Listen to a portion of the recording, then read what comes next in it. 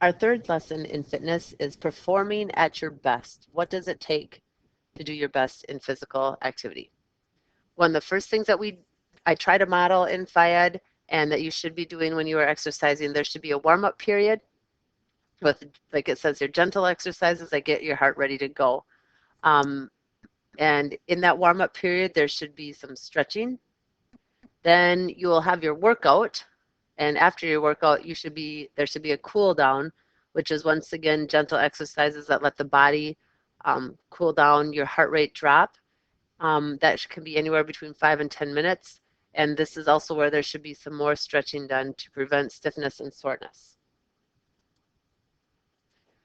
During your workout, you want to monitor your heart rate. The first one is your resting heart rate. When you are doing your workout, you want to monitor your heart rate, and you will have a resting heart rate, and this is a number that your heart beats, how many times your heart beats while you are resting. And when you are exercising, you want to get your heart rate into what's called the target heart rate zone. And there is a range. You take 220 minus your age and multiply that times 0.5. That's the bottom range. And 220 minus your age times 0.085, that's the top range. And when you're exercising, you want your heart rate to be in this zone for 30 minutes a day, 3 times a week.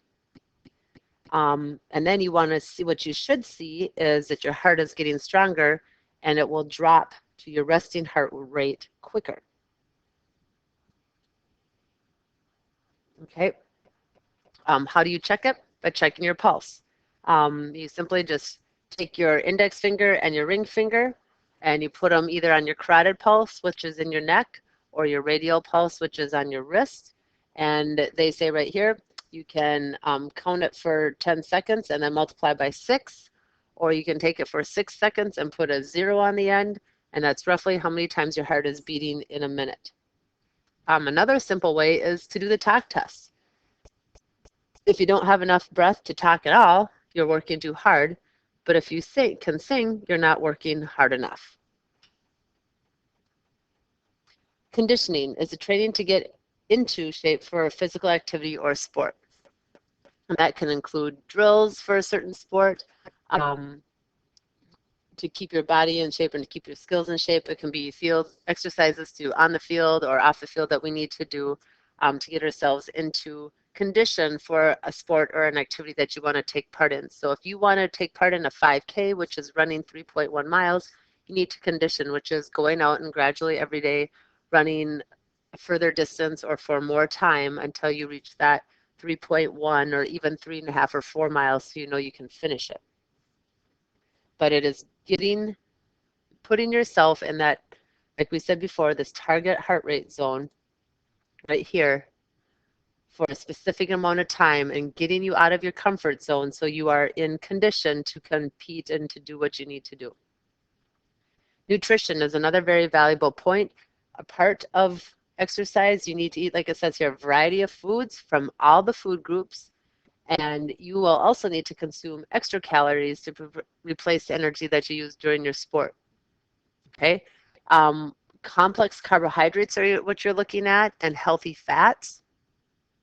The sugary snacks like candy may provide the quick burst of energy, but they are not always good choices because that is just like it says, a quick burst of energy. You need the carbs, you need the proteins, and you need the fats. When to eat, not necessarily right before. You want to digest something like it says here that will give you energy that digests quickly, and you want to take that in, maybe 2 hours before the event. Working out, like they say, on a full stomach can make people feel sick. Another thing is, you can see in the picture here, is to avoid dehydration by drinking plenty of fluids. If it is warmer outside, you will need to drink more fluids and more water. It says you should drink water for 15 to 20 minutes during the activity. If you wait till you feel thirsty, a lot of times that means that you're already low. And so this is the end of lesson number 3 on performing your best.